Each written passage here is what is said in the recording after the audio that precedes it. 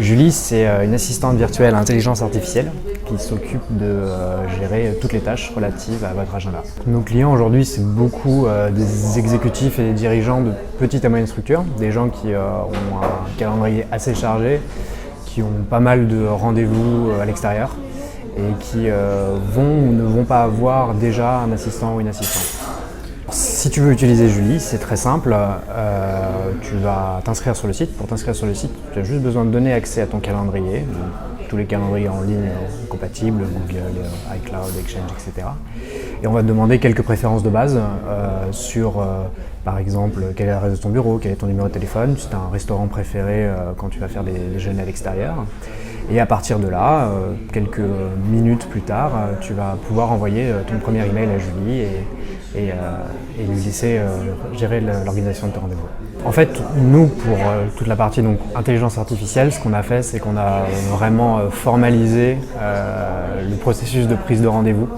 On a en fait construit un grand arbre de décision qui va détailler chacun des scénarios qui peuvent aboutir à une prise de rendez-vous et détailler chacune des étapes qui composent ces scénarios-là.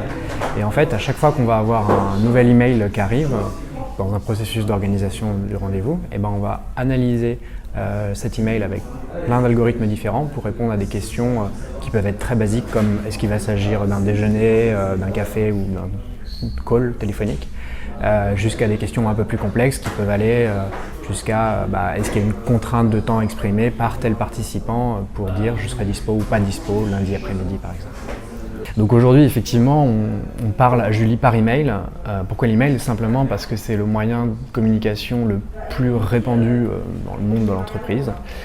Même si on va avoir des clients qui peuvent aujourd'hui donner des instructions à Julie en parlant à Siri par exemple, qui vont dire à Siri, envoie un email à Julie pour lui dire de prendre rendez-vous avec Jean, par exemple. Donc ça, c'est des choses qui arrivent déjà.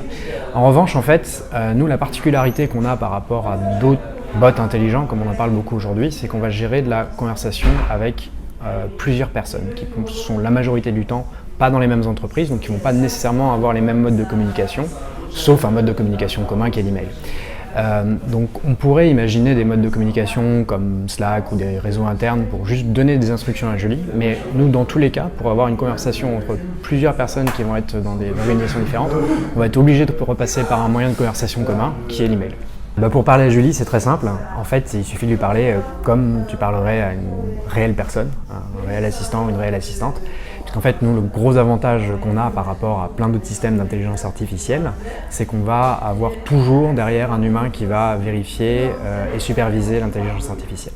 C'est-à-dire que là où Siri va se tromper, quand tu vas lui dire appeler Chloé, il va appeler Zoé, nous, ce genre de choses ne va pas arriver, jamais arriver plus souvent que ça arriverait avec une personne humaine. Donc en fait, Julie, il faut lui parler de la manière la plus naturelle possible. Évidemment, comme une personne réelle, si tu lui donnes pas tous les détails, elle va pas comprendre. Ou si c'est vraiment pas du tout clair la question que tu lui poses, à ce moment-là, elle va revenir vers toi pour te demander plus de précision. Nous, le but, c'est vraiment pas d'enlever complètement l'humain de l'équation. Peut-être à terme, sur du moyen long terme, dans certains cas d'organisation très simple et très codifiée, potentiellement. Mais nous, on veut avant tout garantir une énorme qualité de service à nos clients parce qu'on sait que potentiellement une prise de rendez-vous qui se passe mal, ça peut être quelque chose qui est très très grave pour nos clients. Et donc c'est avant tout 100% de qualité qu'on vise avant d'avoir plus d'intelligence artificielle et moins d'humain.